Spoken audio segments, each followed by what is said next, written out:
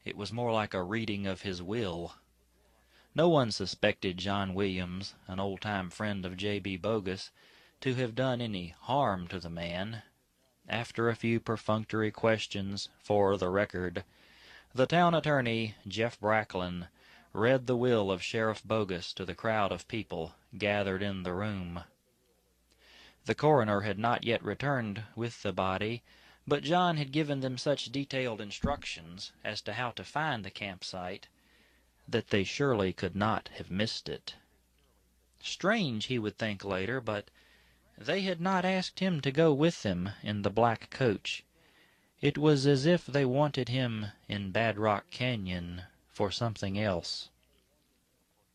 Something more important than the reading of this will. As it turned out, they did. Jeff Bracklin stood before the small gathering and read the last will and testament of Sheriff Jerome Beauregard Bogus, High Sheriff of the town of Bad Rock Canyon, and all points within a 10-mile radius, each and every way. I, Sheriff Beauregard Bogus, read the will, being a sound mind and body, do hereby bequeath my entire estate to my long-time friend and associate in law enforcement, Mr. John Carl Williams. It is to him that I wish the whole of my properties to go, among himself, to share and share alike, in fee simple. And I won't take no for an answer. John smiled. J.B. to the bitter, bloody end. Old textbook Beauregard.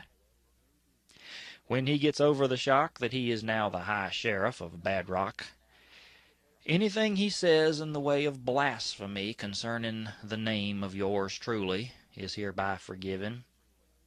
John, old man, I know you don't want the job, but it is yours, at least until the next election, and I hope you don't disappoint the fair citizens of our town.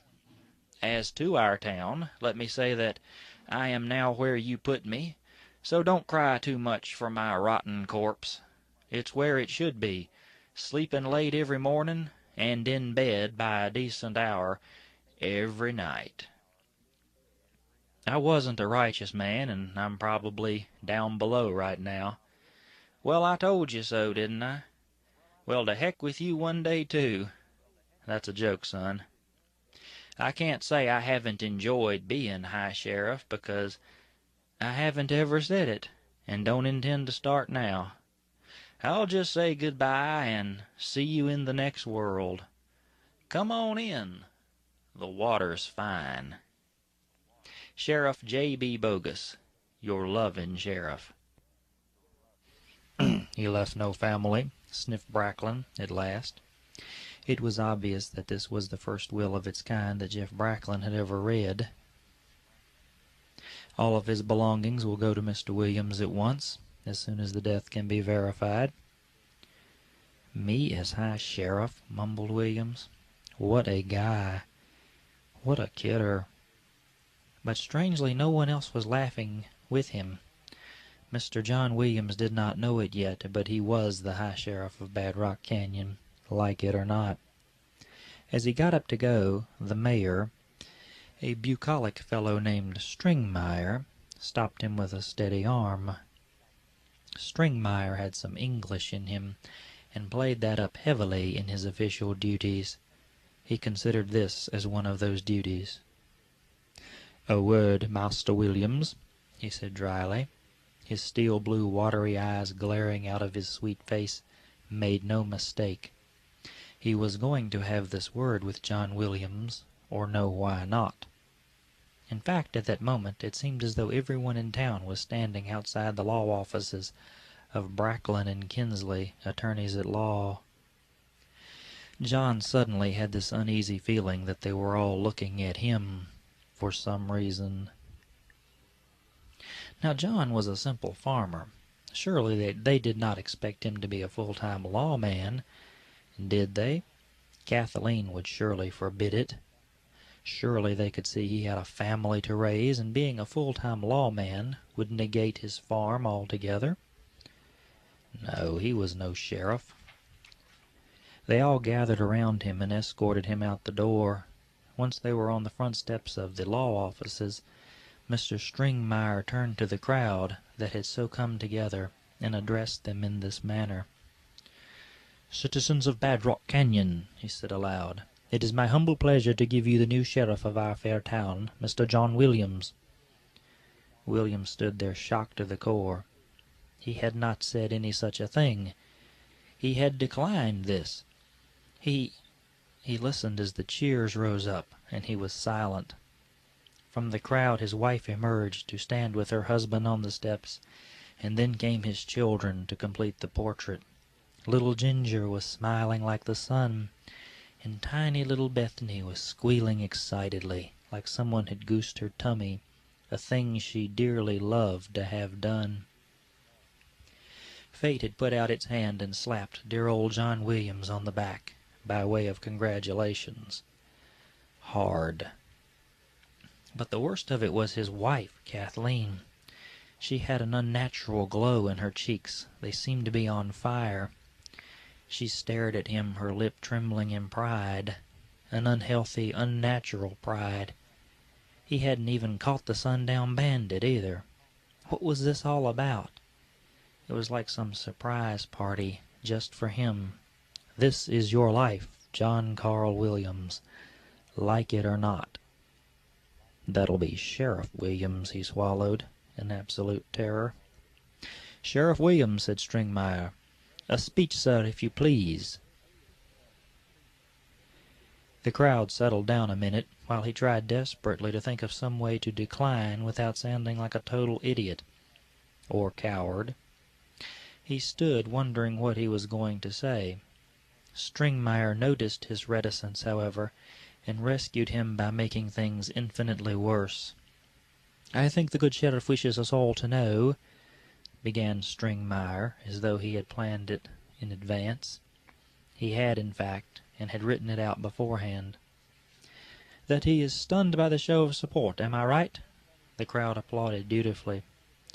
"John Williams, a man of integrity and pride, a man who would, for no money, go out in the dead of night and pursue criminals and lost children, on his own. The man you see here is a credit to any badge anywhere, and we are glad to have him in our midst as the High Sheriff of Bad Rock." The applause went up again on schedule. "Mr. Williams took an oath of office, ladies and gentlemen, and in it says," he took out his glasses to read it to them, "I, Deputy Sheriff of Bad Rock Canyon, do hereby agree that in the event of the demise of the High Sheriff I will fulfill my duties till the end of said term, and be willing to go ahead with the office if re-elected.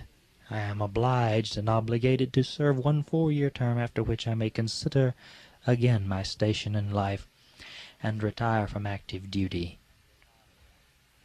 John couldn't breathe very easily. Had he really signed such a paper? Had he really been so stupid as to do that? Was that a binding contract? Oh, yes. "It's true. I did sign that. To be a deputy, I did sign that, and J.B. and I had even laughed about it. Oh, Lordy, what have I done?" "Of course," said Stringmeyer, "if he doesn't want the position, he may decline it. The selectmen of this town have agreed to allow this contract to be non-binding in the case of Mr. Williams, since he was only a part-time lawman. He never drew salary for his work, so he really isn't held to this. But we do need a sheriff just now. There is a little girl lost out there, and a bandit what needs bringing to justice." Every eye in the town was upon him. He felt about 3 inches tall, standing on those steps. "Will you decline, Mr. Williams?" asked Stringmeyer. "My wife," he began, looking hopefully at his woman. Surely she wouldn't want this. "I have to defer to her wishes.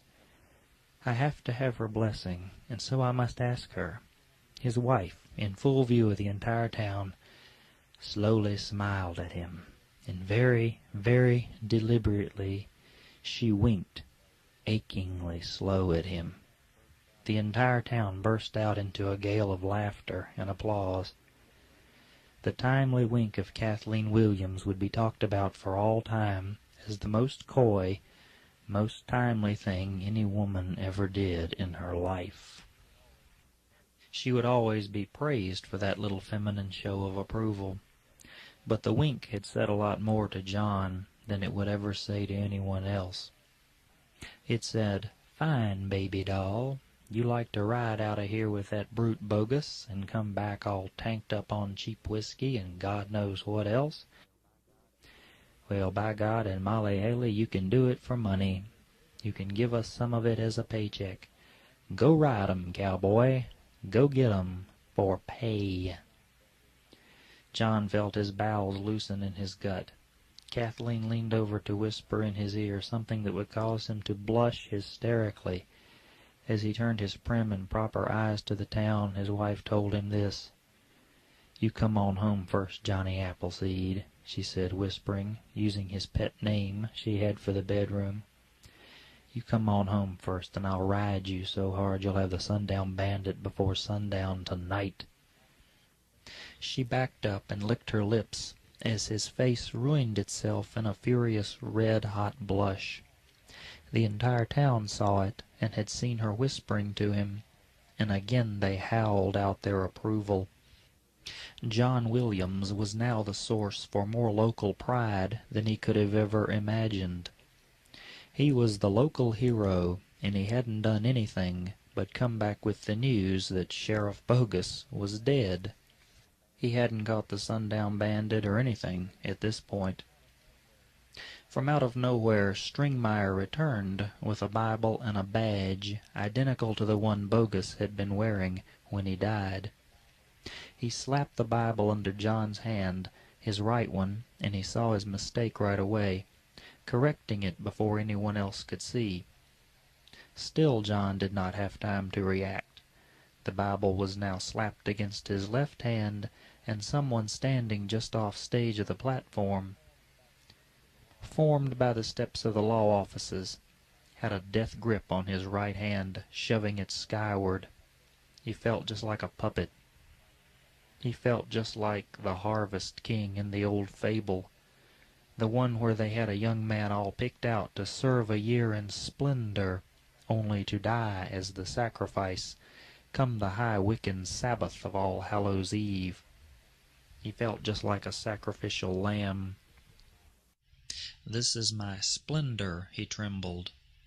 "This is my honor before my death." "John, we need to know," said the mayor, pushing the Bible against his hand harder. "Will you do it or not?" John Carl Williams looked at the crowd of people and saw in them a quiet, unseen beast.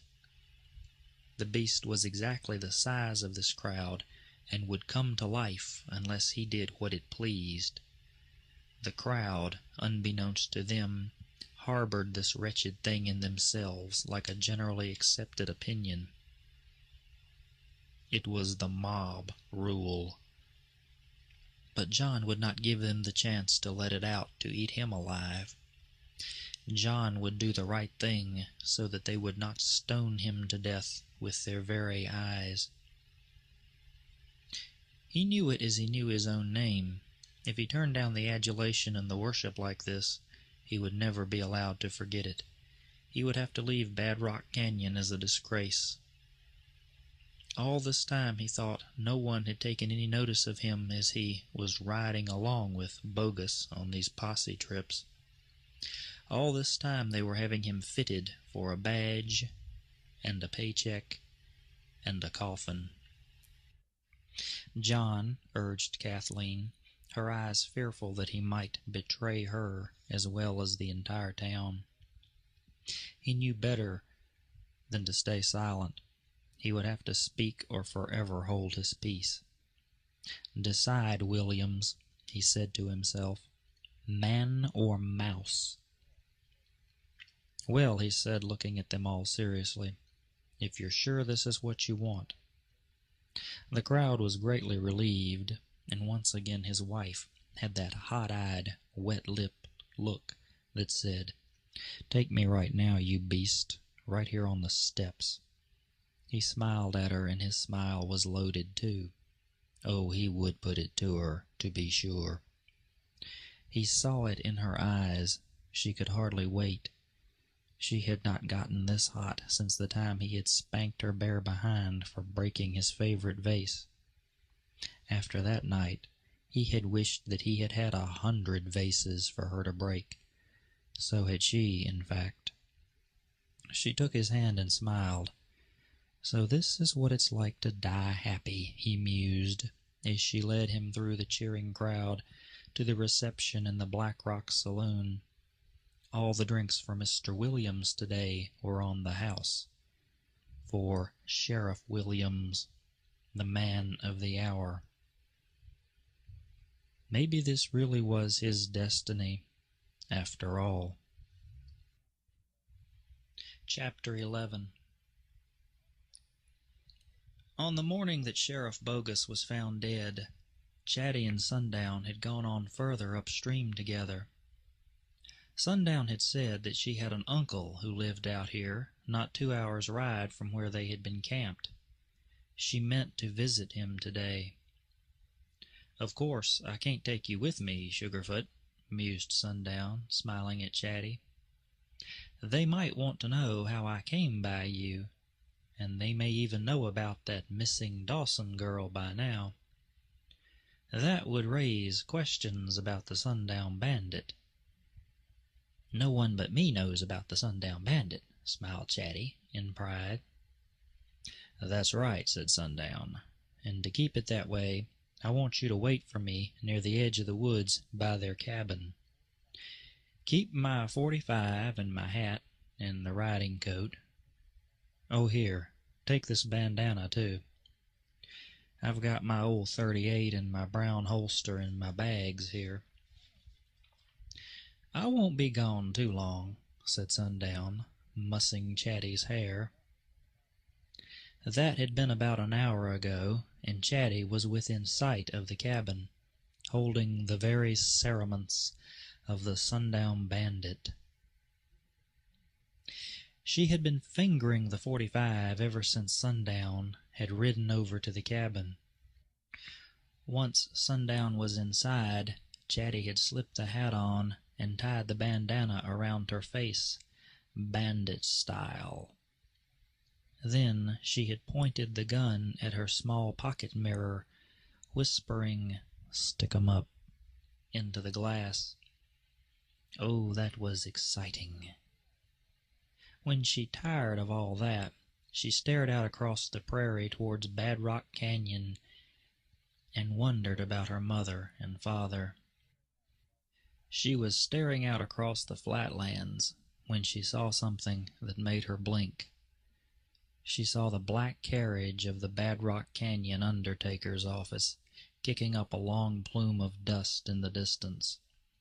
She could barely make out Mr. Grimm seated high upon the seat of the driver.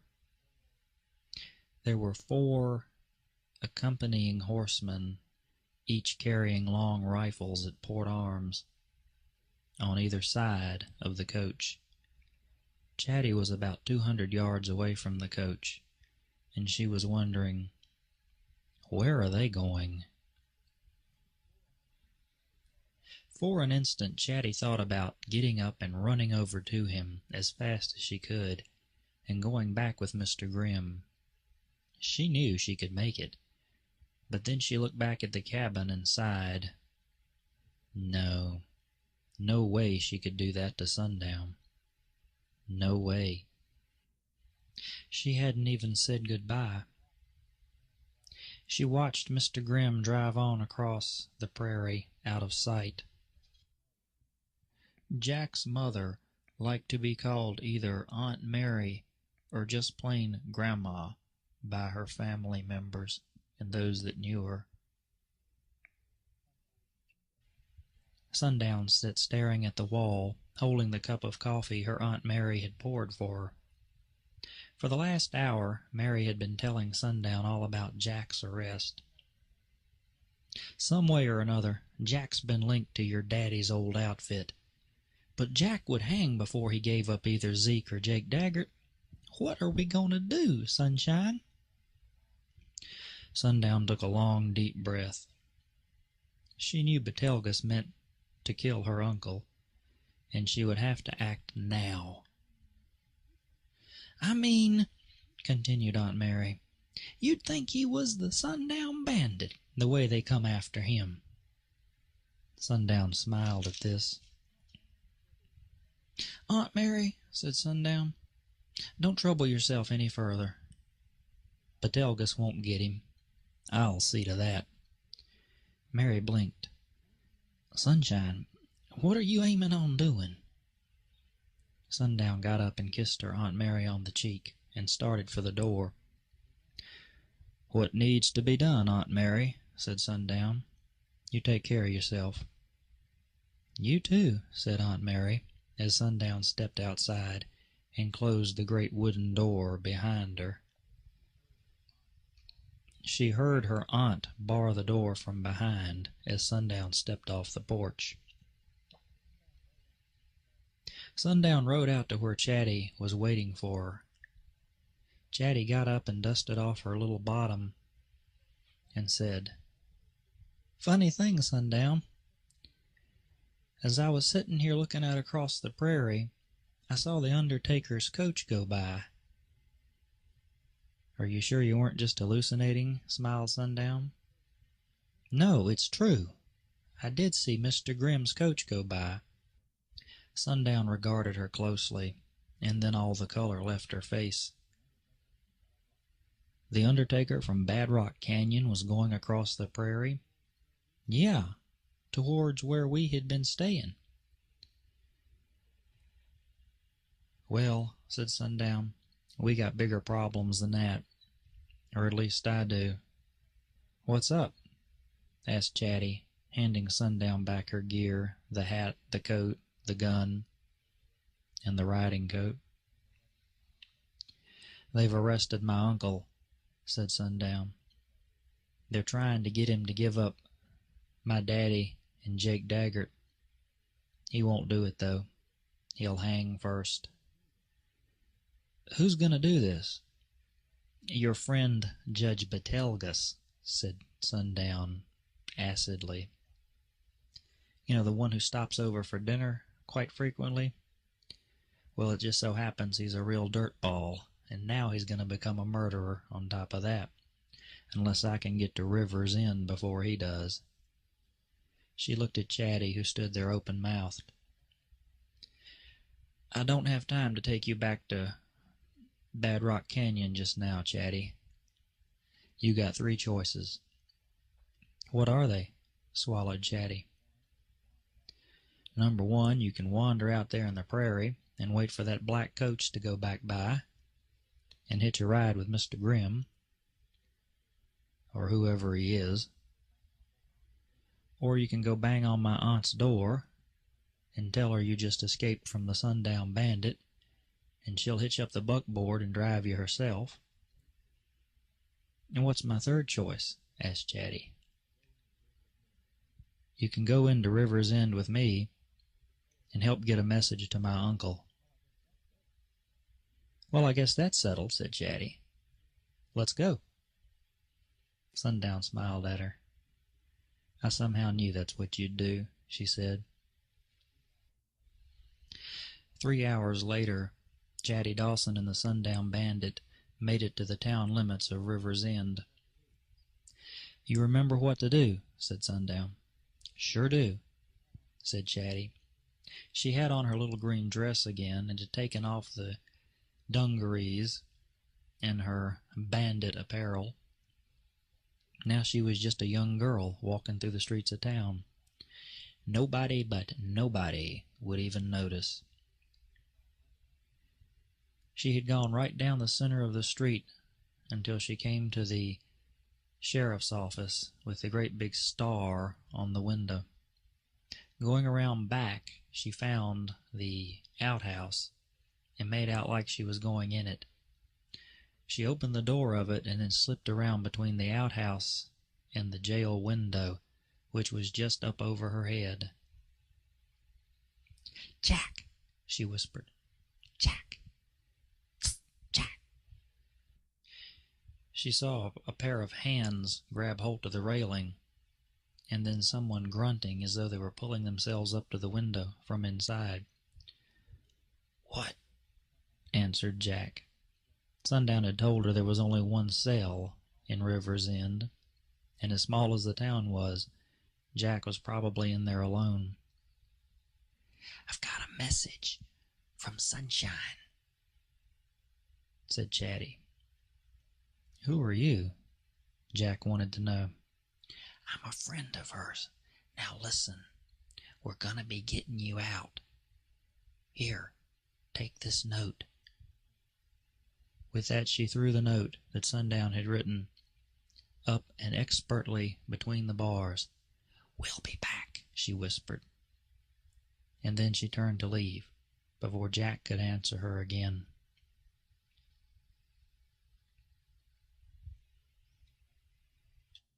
She made it back to Sundown's hiding place without incident. Sundown reached down and kissed her on the cheek, causing her to blush furiously. "I am so proud of you," she said. "You did that perfectly. That is excellent." "And he got the note?" "Oh, yes," said Chatty. "He got it." "Great, let's go." Together then they rode back off towards their campsite by the river. "Did you really have a wolf named Slobber?" "Yeah, he used to drool on everything." John Williams had dozed. He didn't know how long he had been out of it, but it had been at least a couple of hours. He had found the new camp of the Sundown Bandit, and had found it to be deserted, so he was keeping it under surveillance. He had kept watch until he had fallen over asleep. Now the noises of the voices below him were waking him. "You okay?" "Yeah, I'm just tired, Sundown. I want to go to bed." Laughter and then a kiss. Was it really a kiss? Dear God. "Come on then, baby," said the deeper voice. "We'll get you to bed, and you'll feel better. We got an early day tomorrow." "Yes, ma'am." "Yes, ma'am." John strained his eyes in the darkness. Who were these two women? Surely they weren't Chatty Dawson and the Sundown Bandit. No. Wasn't the Sundown Bandit supposed to be a man? Wasn't Chatty supposed to be a hostage? An inner voice spoke to John Williams. It said, "You're out of your territory and you know it. This is Pogues' job, this close to River's End. Go home and forget it. Don't get involved. Go home and tell those stupid townspeople that you just lost them in the sun or something and they got away. Go be the sheriff of Bad Rock and forget this. You agreed to be sheriff, but you didn't agree to get out here and get yourself hurt chasing some stupid women through the prairie. It's obvious that Chatty Dawson wants to be here with this woman." He could hardly bring himself to even consider the Sundown Bandit was a woman. He listened as they spoke even more. "Sundown, are you going to get me up early so I can go with you tomorrow? You really want to be in on this?" "You bet I do. He's your uncle, and to hang him is wrong. I want to get that Batelgus back personally. He really is the devil, just like his nickname. Get me up, Sundown. I'm going with you." "I'll get you up early, Chatty. I won't let you oversleep. You want to risk your life for a man you don't even know." "I do know him," insisted Chatty. "I met him today, in his cell. We're just like old friends." Sundown laughed. John Williams was thinking. It was dark out here tonight. He couldn't get off a shot at Sundown without risking the young girl. Sheriff John Williams waited until they had ridden into their darkened camp, and she had gotten the Dawson girl off the back of her horse. Then he dared stir around. Sundown might be a woman, but she was no lady. and she would know way more about gun battles than John probably ever would. He would be no match for her. He would have to watch his butt at all times. Sundown was probably the type to shoot you first and ask your name later. No, the Sundown Bandit would not play. There were way too many people looking for her for any of that. Just for a moment, Sheriff Williams came to his senses. Just for a flash in time, he had the right idea. He thought about getting up and leaving here. This is a woman. Tell me, John, how much are you going to get for dragging her body back over your saddle? How many of the townspeople are going to believe that that actually is the Sundown Bandit? It's a woman, John. Nobody will believe it. The whole town of Bad Rock Canyon will laugh you blind. There was no reason to continue this pursuit of Sundown any longer. The Sundown Bandit was a woman, and her little hostage was with her willingly. No, absolutely no reason at all to get involved. Sheriff John Williams quietly mounted his horse, turned it away from the campsite, and began the long ride home.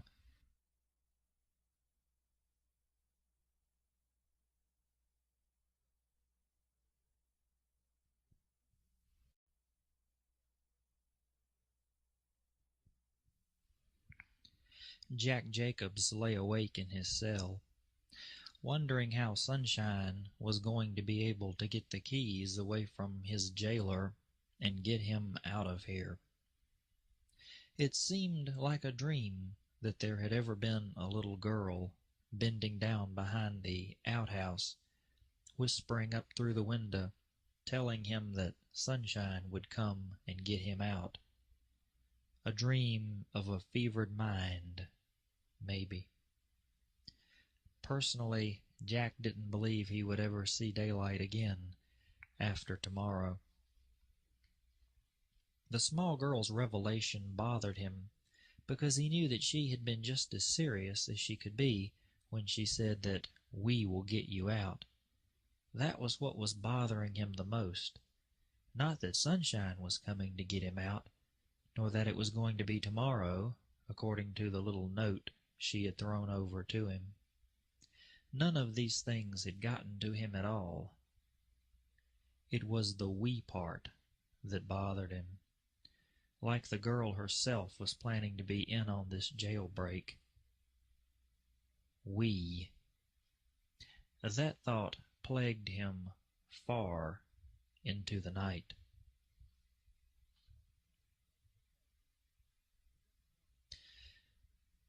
The next morning Judge Betelgeuse came into the town of River's End like some great cloud of pestilence. His carriages blew up a lot of dust for some reason, and as Jack Jacobs sat up in his cell, some of it came wafting through his window. He leaped up and went over to the small 3-barred window, open to the outside air, and he saw the last of the entourage roll up in front of the sheriff's office and stop, just out of sight. They were here for him. There was a brief commotion out front, in the sheriff's office proper, and then a series of loud voices talking back and forth. Jack heard what had to have been about 3 carriages pulling up, and wondered who was with the judge and his ensemble today. He braced himself, and then sat back down to wait. Whatever was going to happen was about to happen a day early. But here he was. Might as well face it like a man, with his boots on his nervous, trembling feet. The door to the cell area opened, and in came the sheriff with the great set of keys to the cell. Behind him was the judge and several other henchmen. They looked just like henchmen for some reason. Their eyes gave them away. They all gathered around the door as Sheriff Pogues started to open it. Betelgeuse stayed him with his hand, however, in a calming manner. "Let it alone," he nodded knowingly to the sheriff. "Don't open him up just yet. Plenty of time for that later." The sheriff nodded and withdrew his corpulent form from the front of the cell. Judge Betelgeuse took a great breath and started in on him. "Jacobs," he said, smiling through his rage. "One of 'em, at any rate. You got that Jacobs look to you. You know that? You got that look about you, that smell. Don't know what it is, boys. What makes him have that peculiar smell about him?" "It's evil," said one of his men. "Evil smells a lot like that." Jack had already decided not to beg. Screw that noise. No way. If he kills me, I die. I don't have to grovel in the process. "To what," asked Jacobs dryly, "do I owe this unexpected pleasure?" "You owe your life to this unexpected pleasure, boy," said Betelgeuse. "That's what you owe." "What are you doing here today, Betelgeuse?" asked Jack Jacobs. "You going to offer me religion?" The boys in Betelgeuse's company chuckled ill-advisedly. They'd never heard that one before. They snickered while Betelgeuse turned about 3 shades of gray-green around his portly gills. "I'll offer you the promised land, boy. I am here to see to it that you pay for hitting every robbery you ever hit." "Even yours?" asked Jacobs. "Am I going to go down for that one, too?" "You better be sure I don't get no last word, you dirtball. I'll tell you this. I'll tell the whole entire town about you." "You best hold your tongue, boy," hissed Betelgeuse, "lest you get a visitation this night and a trip out back of here for some attitude adjusting." Jacob stood up and rushed at the bar, making them all jump back. He landed solidly against the bars, his right arm reaching through towards Betelgeuse's throat. He was not but about 30 inches from it at best, but there was no way he could have gotten to it from the cell. He strained through the bars and screamed out in rage, "Is it gonna be you?" "Oh, please let it be you. I want a piece of you so bad. I want you worse than anybody I ever wanted in my life. Tell me, Judge Beetlejuice, is it gonna be you and these pussy boys you got here? Oh, I do hope so. I'll attend church every Sunday, and I'll mend my ways entirely just for 10 minutes in your arms." He snarled at Betelgeuse and smiled. "I love you more than Betty," he said, taking the judge's wife's name in vain. "I'll make you scream worse than she ever did. Let me play, Judge. Please let me out and let me play. I'll be so good you'll throw up your breakfast." He relaxed and then stood back to enjoy the effect. Betelgeuse was shattered. The men had no comeback for this. They hadn't spent 4 months thinking up what to say. They hadn't prepared anything today. "You ever mention my wife's name again," said Betelgeuse, "and I'll kill you, head first." "Betty," said Jacobs. "Betty Betelgeuse. Betty Bouncing Betelgeuse. How's that, slime ball? Now you got a reason. Now you got a reason to kill me." Judge Betelgeuse looked as though he had been defeated in a boxing match.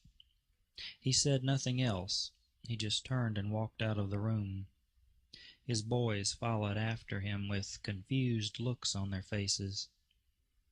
Betelgeuse had been whipped with words, and yet he was the man who had killed many men with words. Betelgeuse had been bested at his own game. Jack Jacobs watched them walk out of the room. Well, hopefully they would come for him tonight and get it over with. That way when Sunshine showed up tomorrow, she wouldn't have to risk her life trying to save his condemned one. Maybe he could save her life if she couldn't save his. Judge Randall C. Betelgeuse rolled over on his bed in the Brooksway Hotel and onto the nubile body of a young woman. about 18 years of age. His eyes opened, and two things hit him right away. One was he didn't have on a stitch of clothing. The other was he had no idea who this young woman might be. She opened her eyes and smiled at him like he was Zeus. "I'm terribly sorry, miss," he stammered as he tried to get his girth off the young woman before he crushed her to death. She hadn't seemed to mind his weight at all. She just laid there and sighed gratefully up to him. "Stud, you," she whispered. "How about a romp 'fore you set the bench, killer? She wanted him to make love to her again. Fear gripped him like something savage and wouldn't let it go. How much did he drink last night? His head was a throbbing drum of spasms. His mouth was full of cotton spit. "Miss," he said, "how much would you charge me to get up and leave here as quietly as you came?" "And not ever tell a soul," she finished. "How much is it for you? How much am I worth to you?" "How would," he said, pain blinding his eyes, $50 sound?" "Like it would shut me right up, killer," she said. "But I ought to charge you for a service charge for cutting me out unsatisfied. I want it again. And no, please," he said, "I can't. There should be some substantial penalty for early withdrawal, like a bank," she said, louder than he could bear to hear it. She jumped up, and she was ever lovely to look upon. God, she was a sight, even out of focus as she was. He strained to see her as she limped into her dress. No underpants. "In my right shoe," she heard him say, "is a $50 bill under the insole. Get it and leave, please. Otherwise I shall have you publicly switched for whoredom. Now get it, go, and be satisfied. If this gets out, I shall personally deliver the switch marks on your succulent backside once I am able to see again." "Ooh," she cooed. "Touchy, aren't we? That's not what you said last night." "My dear young lady," said Betelgeuse, suddenly understanding everything, "my dear young lady, I said nothing last night.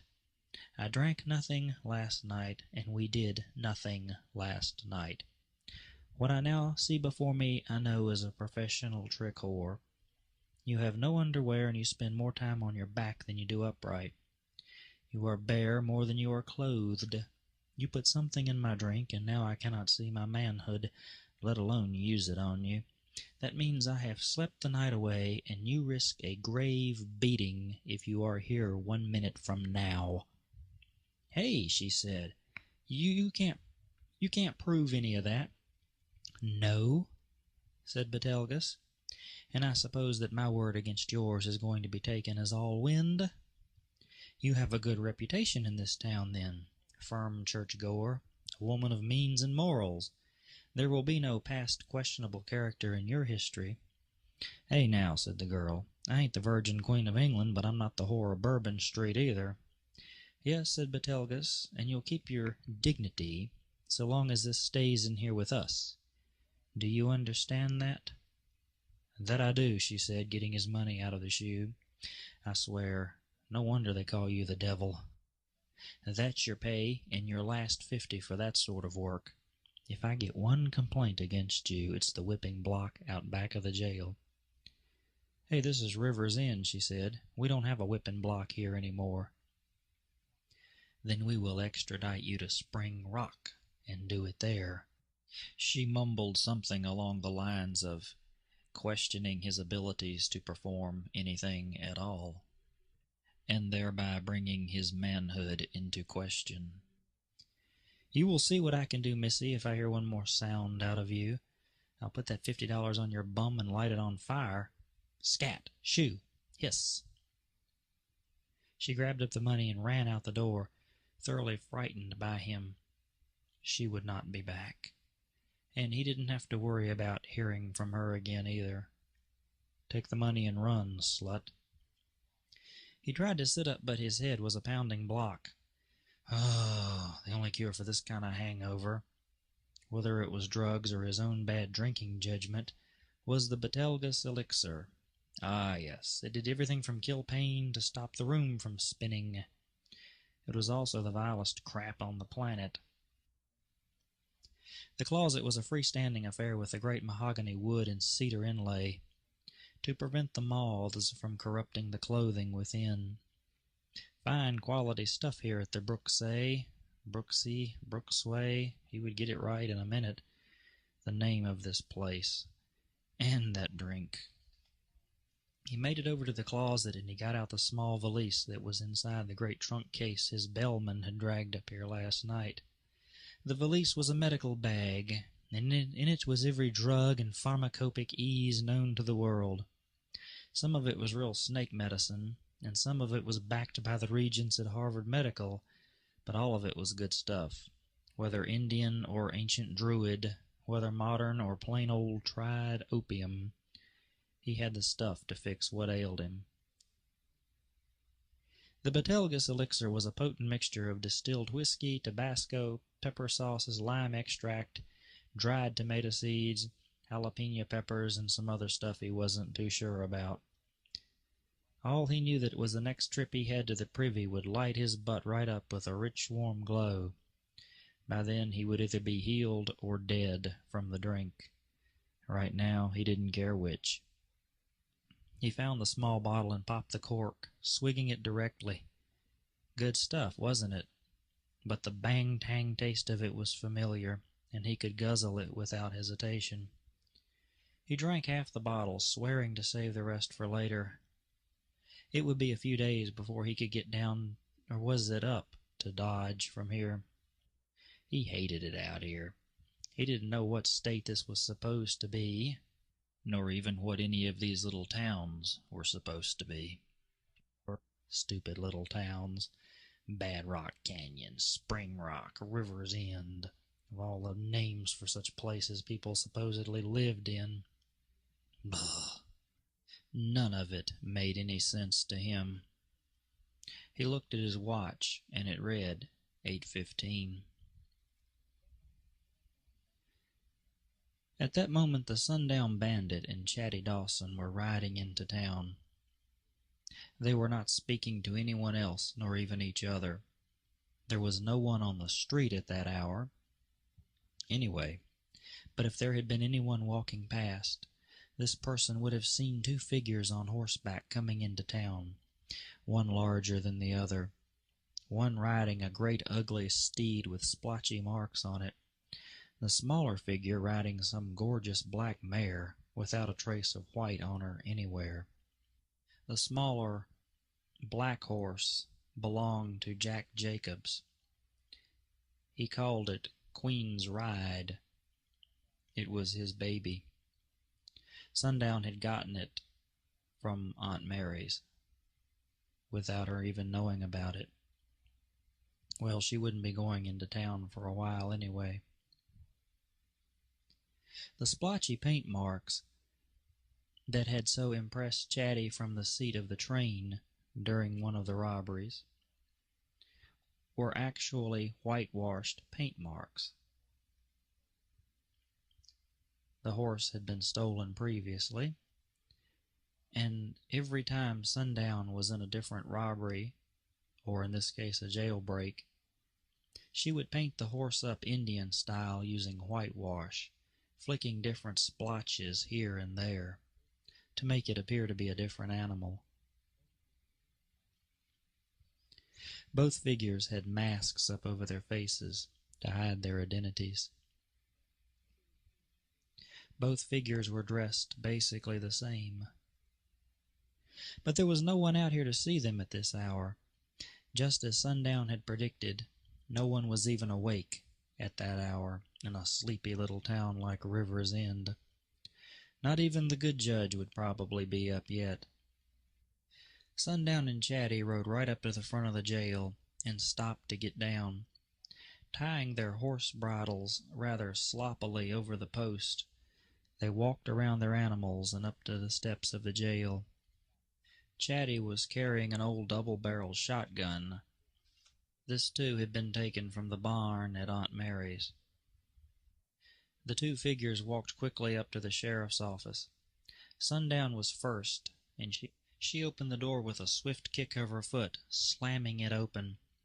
The deputy in the chair came awake, unfolded his arms, and reached for the sky as pretty as they could have pleased.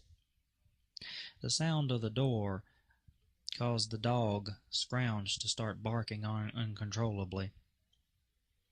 "Good morning, officer," said Sundown, gravely masking her voice as a deeper male voice. "How about you just slipping that six-belt off real easy-like and allowing it to slip down there under the desk?" He did it as well as if he had been practicing it all night. "That's real good," said Sundown. "Now you will be so good as to step over here and lie down at my feet."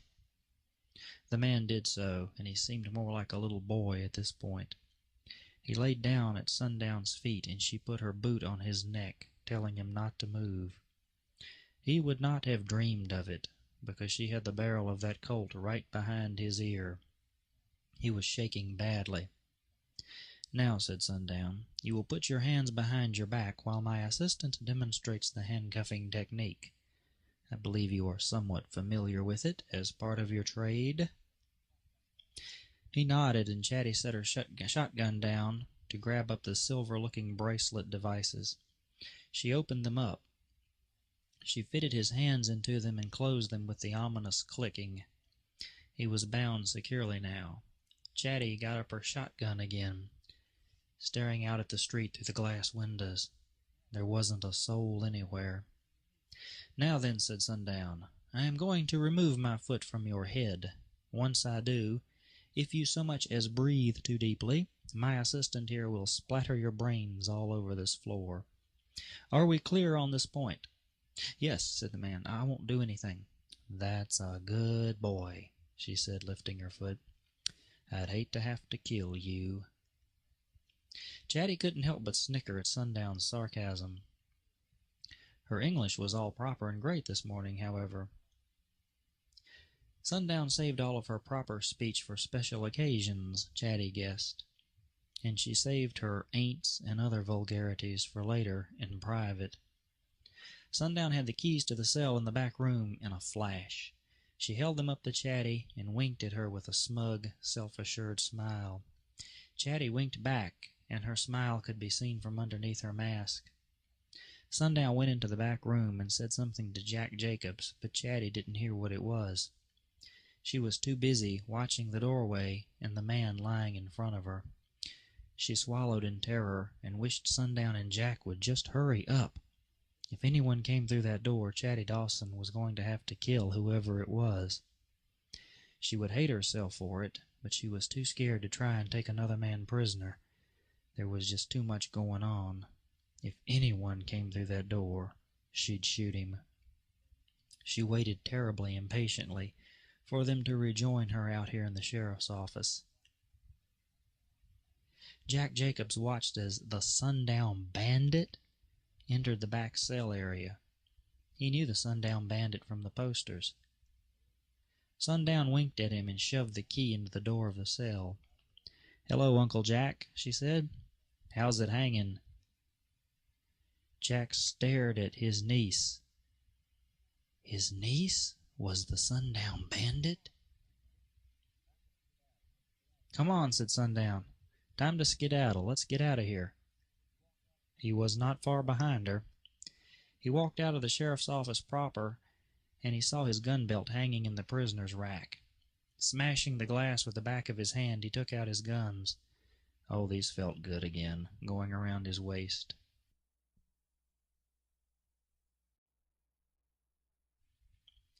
He had never expected to ever even see them again. "Come on," said Sundown. "Let's do it." She reached down and grabbed Deputy Marklenberg's gun away from his holster and started out the door.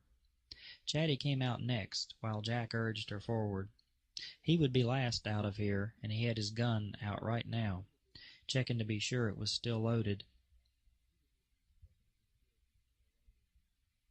Jack Jacobs had his handgun turned around hammer fashion, and as Chatty watched him, he smashed it into the deputy's head while he lay on the floor.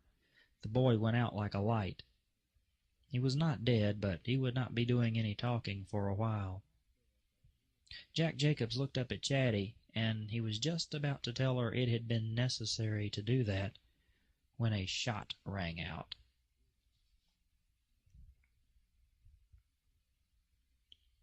Judge Betelgeuse had started over to the washing stand to try and wash his face and bathe, if he had the strength in him to do that. He was so weak. What had that little whore done to him last night, anyway? He whipped his underpants down to inspect the family jewels for any damage. He was just checking his equipment out to make sure she hadn't bitten him or hurt him when he heard a ruckus outside. Great, he thought, pulling his underwear up. What now? He looked out the window and stared down into the street below. There was a figure on horseback. It was a woman.